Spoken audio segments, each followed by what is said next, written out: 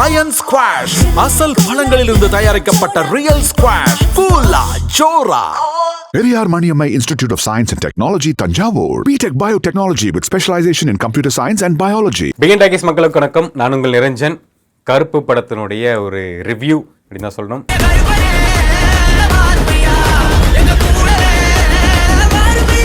Theatre ஸ்க்ரீனில் வந்து கருப்பு இறங்கி கருப்பாட்டம் வந்து பயங்கரமாக ஆடி இருக்கு. ஒரு மணி நாள் கழிச்சு சூர்யா அவர்கள் படம் நல்லா இருக்கு அப்படின்னு ஒரு வேர்ட் ஆஃப் மவுத் வந்து வருது. இந்த ரிவ்யூஸ் தியேட்டர் பைட்லாம் பார்ப்பீங்க, எல்லோரும் நல்லா இருக்குன்னு சொல்கிறாங்க. ஏன்னா தொடர்ந்து ஒரு 13 வருஷத்துக்கு அப்புறம் ஒரு ஹிட்டு கொடுக்குறாரு. கடைசியாக சிங்கம் 2 தான் அவருக்கு ஒரு நல்ல தேட்ரிக்கல் ஹிட்டு, நல்ல பாக்ஸ் ஆஃபீஸு. அதுக்கப்புறம் 13 வருஷம் நிறைய படங்கள் வந்துச்சு. என்ஜிகே, டிஎஸ்கே, காப்பான், எதற்கும் துணிந்தவன், கங்குவா, இப்போ வந்த ரெட்ரோ, இப்போது கருப்பு எடுத்துக்கிட்டோம்னா ஒரு ப்ராப்பர் கமர்ஷியல் படம். ஆர்ஜே பாலாஜி சொல்லியிருந்தார், இந்த படம் வந்து ரஜினி அவர்களுடைய சிவாஜி படம் மாதிரி இருக்கும், அந்த ஒரு டெம்ப்ளேட் அப்படின்னாங்க. சிவாஜி வந்து ஒரு ப்ராப்பர் கமர்ஷியல் டெம்ப்ளேட்டு. ஏற்றம் இறக்கம் இருக்கும், பாட்டு இருக்கும், டான்ஸு, காமெடி, எமோஷனல் எல்லாமே கம்ப்ளீட்டாக இருக்கும். சிவாஜி வந்து ஒரு கமர்ஷியல் படத்துக்கான டெம்ப்ளேட் அப்படின்னா ஒரு எபிக் அப்படின்ற மாதிரி.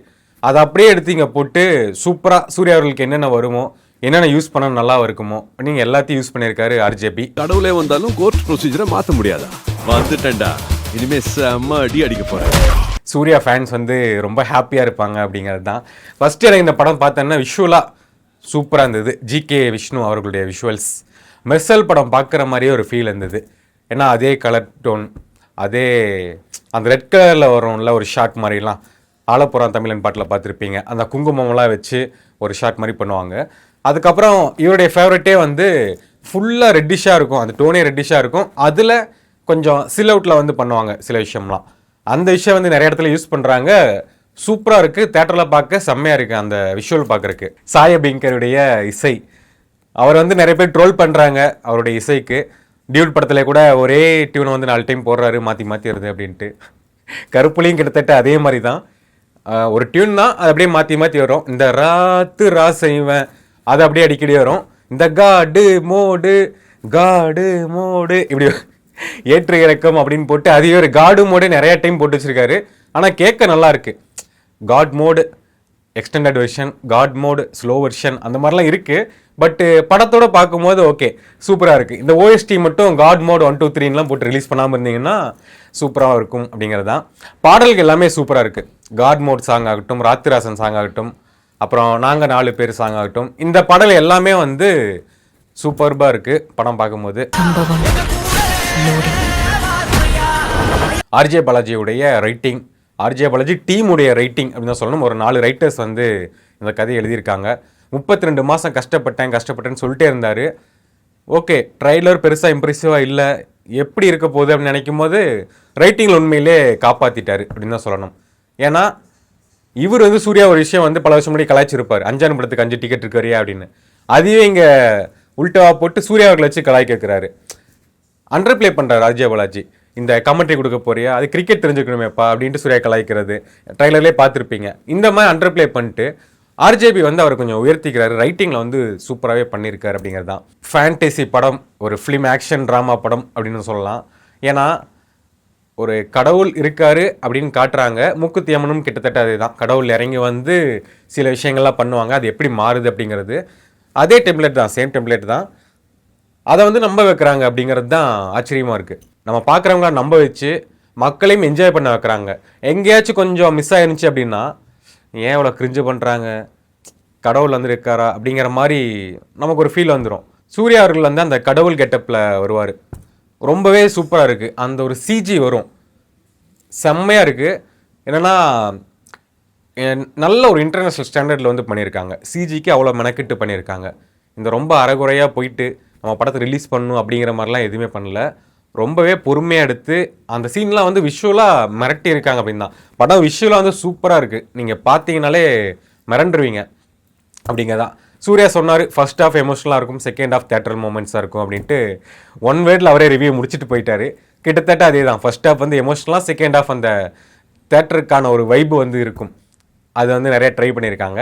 எமோஷனல் அப்படிங்கிறது நமக்கு கனெக்ட் ஆயிடுச்சு. இந்திரன் சார் நடிச்சிருக்காரு, மிகப்பெரிய ஆக்டர் மலையாள சினிமாவில். ஒரே ஒரு படம் ஹோம்னு ஒரு படம் இருக்கும், அது நீங்கள் பார்த்தாலே தெரிஞ்சிடும் அவர் எவ்வளோ பெரிய நடிகர், ரொம்ப பிரம்மாண்டமாக ஆக்ட் பண்ணுவார் அப்படின்லாம் இது இல்லை. ரொம்ப யதார்த்தமாக சிம்பிளான கேரக்டரில் என்னென்ன பண்ண முடியுமோ அந்த ரியாக்ஷன்ஸ்லாம் என்ன பண்ண முடியுமோ அந்த மாதிரி சூப்பராக பண்ணுவார். நல்ல வேளை இந்த படத்தில் மற்ற தமிழ் ஆக்டர்ஸ் வந்து அந்த ரோல் பண்ணலை. மலையாளத்தை பேசுகிற மாதிரி பேசி நம்மளை போட்டு கொண்டிருப்பாங்க. அதுக்கு அந்த மலையாள ஆக்டர் நடிச்சது வந்து ரொம்பவே நல்லா இருந்துச்சு. அப்படியே மெல்ட் பண்ண வைப்பார் அவர் ஆக்டிங்கில். அவங்க டாக்டர் நடித்த பினு அப்படி ஒரு கேரக்டர் நடிச்சாங்க, அவங்களுமே சூப்பராக நடிச்சிருக்காங்க. இந்த படத்தில் பொறுத்த வரைக்கும் எல்லாத்துடைய ஆக்டிங் வந்து ஒரு ரேஞ்சில் இருக்கும். இந்த பவுண்டரி தான், அதுக்கு மேலே வந்து போகாதீங்க, மேலேயும் போகாதீங்க, கீழேயும் போகாதீங்க, எங்கே போனாலும் மக்களுக்கு வந்து போர் அடிச்சிடும் அப்படிங்கிறது. ஃபர்ஸ்ட் ஹாஃப் ஓகே, கொஞ்சம் அந்த டியூரேஷன் இருக்குது, நம்ம பின்னாடி பேசலாம். செகண்ட் ஹாஃப் எடுத்துக்கிட்டோம்னா அந்த தேட்டர் மூமெண்ட்ஸ், சூர்யா ஃபேன்ஸ்க்காக அந்த தேட்டர் மூமெண்ட்ஸ் அப்படிலாம் பார்க்கும்போது சூர்யா அவர்கள் இப்படி தூக்குவார், காலை தட்டுவார், சொடக்கு போடுவார். இதெல்லாம் வந்து தில் தூளு, சிங்கம் 2 அந்த ஏராவில் வந்து மிகப்பெரிய தேட்டர் மூமெண்ட்ஸ். இதெல்லாம் ஒரு விஷயம் நடக்கும், அந்த மிஷனை சக்ஸஸ்ஃபுல்லாக முடிச்சாருன்னா அப்படியே பிஜிஎம் போட்டு வர்றது செம்மையாக இருக்கும். இப்போ ரசிக்கிறாங்க, ஆனால் அது ரொம்ப ரிப்பீட்டிவாக பண்ண அந்த ரிப்பீட் வேல்யூ வந்து குறையும். நம்ம டிவியில் பார்க்கும்போது ஏன் இப்படி பண்ணுறாரு, நல்லா இருக்குது, ஏன் இப்படி பண்ணுறீங்க அப்படிங்கிற மாதிரி வந்துடும். ஓடிடியில் வரும்போது இன்னுமே அதிகமாகும், என்ன ஒரு சீனுக்கு இப்படியே பண்ணுறீங்க. தேட்டருக்கா இந்த படம் சூப்பரா? கண்டிப்பாக சூப்பர். ஆர்ஜே பாலாஜி சொன்னார், இந்த லாஜி கோட்டைகள் இந்த அந்த மாதிரி இருக்கவங்களாம் யாரும் வராதிங்க, இது வந்து தேட்டருக்கான ஒரு படம் அப்படிங்கிறது தான். இந்த பிஎன்சி சென்டர்னு சொல்லுவாங்க, அங்கே வந்து இந்த மாதிரி படங்கள் வந்து பயங்கரமாக ஒர்க் அவுட் ஆகும். ரூரல் படம், ரூரல் மாஸ் படம் அப்படிங்கிறது பயங்கரமாக ஒர்க் அவுட் ஆகும். சூர்யா அவர்களுடைய ப்ளஸ்ஸே வந்து ரூரல் ஆக்ஷன் அப்படிங்கிறது தான். இந்த வேல் 6, சிங்கம் 2, கஜினி இதெல்லாம் வந்து அடித்து துவச்சிருப்பார். எல்லாமே ஹிட்டு, பிளாக் பஸ்டர் அப்படி போயிட்டு இருந்த ஒருத்தர் வந்து அந்த கிராஃப்லேருந்து இறங்கிட்டார். அஞ்சான், காப்பான், டிஎஸ்கே இப்படிலாம் வரும்போது அப்படியே ஃபுல்லாக குறைஞ்சிருச்சு. ஏன் அப்படின்னா சூர்யாவுடைய பொட்டன்ஷியல் வந்து இங்கே இருக்குது, ஆனால் நீங்கள் நடிக்கிற படம்லாம் இங்கே இருக்குது. அப்படிங்கும்போது எப்படி உங்களுக்கான ஒரு ஹிட்டு கிடைக்கும், எப்படி ஆடியன்ஸ் வந்து ஏற்றுப்பாங்க? சூர்யா ஃபேன்ஸ் வந்து அப்படியே தான் இருப்பாங்க. அவங்க வந்து இன்னி 20 வருஷம் கழிச்சு கம்பேக் கொடுக்குறேன் அப்படின்னு வந்தாலுமே அவங்க அங்கேயே தான் இருப்பாங்க. ஆனால் பொதுஜன மக்கள் வந்து ஏற்றுக்க மாட்டாங்க. ஏன்னா சூர்யா வந்து உச்சத்தில் பார்த்து பழகிட்டாங்க, அவருடைய ஆக்டிங் பொட்டன்ஷியல் தெரியும், என்ன பண்ணுவார் எல்லாமே தெரியும். நீங்கள் போய் கொஞ்சம் இறங்கி படம் நடிக்கும் போது மக்கள் ஏற்றுக்க மாட்டாங்க. இதுதான் உங்களுடைய ரேஞ்ச். கருப்பு அப்படிங்கிறது இதுதான் உங்களுடைய மீட்டர், இதுதான் உங்கள் ரேஞ்ச். இறங்கி விளாண்டுருக்காரு, சூப்பராக பண்ணியிருக்காரு. அந்த ஒரு வின்டேஜ் டைமில் இருப்பார்ல, பிதாமகன் டைம்லலாம் ஒரு ஜாலியாக ஒரு கேர்லெஸ்ஸாக ஆக்டிங்லாம் பண்ணிட்டு அப்படியே இறங்கி அடிப்பார். அந்த மாதிரி கருப்பு படத்தில் பண்ணியிருக்காரு. அந்த காட் மோட் சாங்கில் டான்ஸு, சூர்யா அவர்கள் டான்ஸ் வந்து நம்ம பார்த்துருக்கோம். நீங்கள் கம்பேர் பண்ணுவீங்க விஜயோட பெரிய டான்ஸரா, சிம்போட பெரிய டான்ஸரா, ஆனால் அவங்க அளவுக்கு இல்லாட்டியும் இவருக்கு ஒரு ஸ்டைல் இருக்கும், சூப்பராக ஆடுவார். இந்த சில வருஷமாக வந்து ரொம்ப மிஸ் ஆச்சு. இந்த படத்தில் நல்லா இறங்கி ஆடுறாரு, எஃபோர்ட் போட்டிருக்காரு. அந்த சாங் ஆகட்டும், அதுக்கு அடுத்தது ஒரு சாங் வரும். தேவாரா படத்தில் ஜூனியர் என்டிஆர் எப்படி ஒரு ஸ்டைல் ஆடுவாரோ அதே மாதிரி ராத்து ராசனுக்கு ஒரு ஸ்டைலு. சூர்யா ஃபேன்ஸுக்கு வந்து உண்மையிலே ஒரு சூப்பரான தேட்ரிக்கல் செலிப்ரேஷன் கம்பேக் படம் தான் கருப்பு அப்படின்னு நான் சொல்லுவேன்.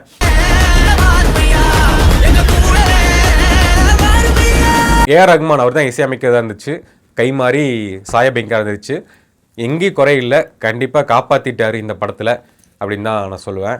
இந்த ப்ரொடக்ஷன் பிரச்சனை இது மட்டும் நீங்கள் வராமல் இருந்துச்சு அப்படின்னா இன்றைக்கி வர பாசிட்டிவ் வேர்ட்ஸ் வந்து இன்னும் அதிகமாக வந்திருக்கும். ஓப்பனிங் மிகப்பெரிய அளவில் வந்திருக்கும். அந்த பாக்ஸ் ஆஃபீஸ் நம்பர்ஸ் அப்படிங்கிறதுல சிங்கிள் டிஜிட்லேருந்து டபுள் டிஜிட் ஆகும். ஆவரேஜாக சூர்யா படத்துக்கு எடுத்துக்கிட்டோம்னா கங்கோலேருந்து பார்க்குறோம், ஒரு நாளைக்கு வந்து 40 கோடி 50 கோடி அப்படின்னு கலெக்ஷன் ஆகுது. கரெக்டாக பண்ணியிருந்தாங்க அப்படின்னா ஒரு 100 கோடி அப்படிங்கிறதே பாக்ஸ் ஆஃபீஸ் வந்து 2 நாளில் அடிச்சிருக்கலாம். கண்டிப்பாக சாத்தியம். முதல் நாள் வந்து ஒரு 60-70 கோடி வந்திருக்கும். செகண்ட் நாள் ஷோராகவே அந்த டே 1 விட கிரேட்டராக போயிருக்கும் அப்படிங்கிறது தான். அந்த ப்ரொடக்ஷனில் அந்த மிஸ்டேக் பண்ணிட்டாங்க. சூர்யா சார் படங்களுக்கு தொடர்ந்து வந்துக்கிட்டே இருக்குது. அதை வந்து கட் பண்ணணும். அந்த சொந்த ப்ரொடக்ஷனுடைய படங்கள் அவர் தான் முடிவு பண்ணணும். ஃபேன்ஸ் வந்து ரிக்வஸ்ட்டாக வந்து கேட்குறாங்க, சார் வேறு ப்ரொடக்ஷன்ஸ்லாம் பண்ணுங்க அப்படின்ட்டு.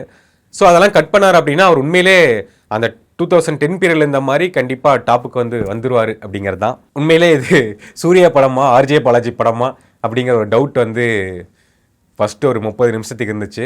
30 மினிட்ஸ் வந்து சூர்யா சார் வரவே மாட்டார், ஆர்ஜேபியை தான் வந்து ஓவர்டேக் பண்ணி கொண்டு போவார். ட்ரைலர் பார்த்துட்டு எல்லாருமே யோசித்தோம், ஆர்ஜே பாலாஜி தான் வந்து வில்லனா, வேறு வில்லனே கிடைக்கலையா அப்படின்னு யோசித்தோம். ஆனால் இந்த படத்துக்கு வந்து ஒரு மைண்டு கேம் தான். வில்லன் அப்படின்னா பவர்ஃபுல்லாக வந்து அடிக்கிறது அப்படிங்கிற டெம்ப்ளேட் வந்து முடிஞ்சிருச்சு. ஒரு மைண்ட் கேமில் பண்ணுறது தான். இந்த ஸ்ட்ராட்டஜி இப்படி பண்ணி ஹீரோவை ஓட விடுறது, அலைய விடுறது இப்படிங்கிறது தான் இப்போதைக்கு இருக்குது.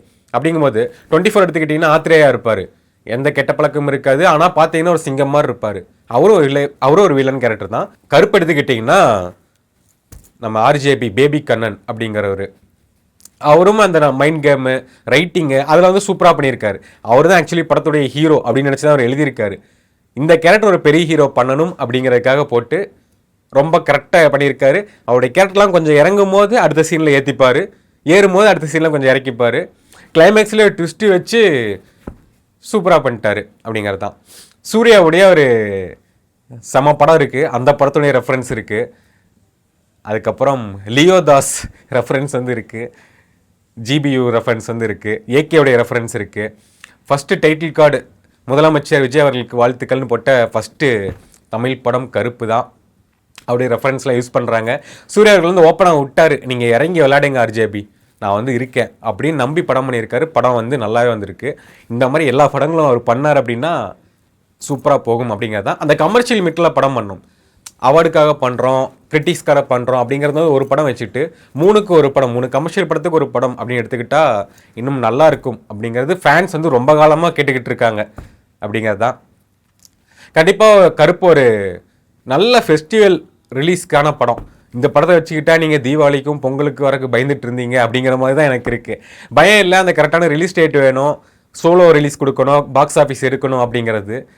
கண்டிப்பாக அதை வந்து சக்ஸஸ் பண்ணிட்டாங்க அப்படிங்கிறது தான். மிகப்பெரிய அளவில் பாக்ஸ் ஆஃபீஸ் வரும். சூர்யா அவர்கள் ஒரு லிமிட் வச்சுருக்காரு, அதை தாண்டி வந்து பாக்ஸ் ஆஃபீஸ் எடுக்கும். குடும்பங்கள் கண்டிப்பாக கொண்டாடும் வெற்றியாக இருக்கும். நான் பார்த்த தேட்டரில் சின்ன குழந்தைங்களாம் இருந்தாங்க, அவங்களே பார்த்து ஜாலியாக என்ஜாய் பண்ணிட்டு இருந்தாங்க. சாயபேங்கர் மியூசிக் வந்து எல்லாம் குழந்தைங்க ரசிக்கிறாங்க. அந்த கருப்பு வராரு அப்படிங்கும்போது அதுக்கெலாம் ரசிக்கிறாங்க. கருப்புசாமி தான் ஹீரோ அப்படின்னு ஆர்ஜேபி சொன்னாங்க, சூர்யா சார் சொன்னாங்க. எஸ், கருப்பசாமி தான் இந்த படத்தோடைய ஹீரோ, அவர் தான் காப்பாற்றிருக்காரு. சூர்யா சாருக்கு ஒரு கம்பேக் கொடுத்துருக்காங்க. படம் தேட்டரில் பாருங்கள், ரொம்ப நல்லா இருக்குது அப்படிங்கிறது தான். ஒரு நல்ல தேட்டர் மெட்டீரியல் படம், குடும்பத்தோடு போய் பார்க்கலாம், எந்த முக சுளிப்பும் இல்லாமல். தொடர்ந்து சினிமா ரிவ்யூக்கள், சினிமா என்ட்ரி வந்துகிட்டே இருக்கும். தொடர்ந்து பாருங்கள், சப்போர்ட் பண்ணுங்கள். தேங்க்யூ ஃபார் வாட்சிங். நன்றி.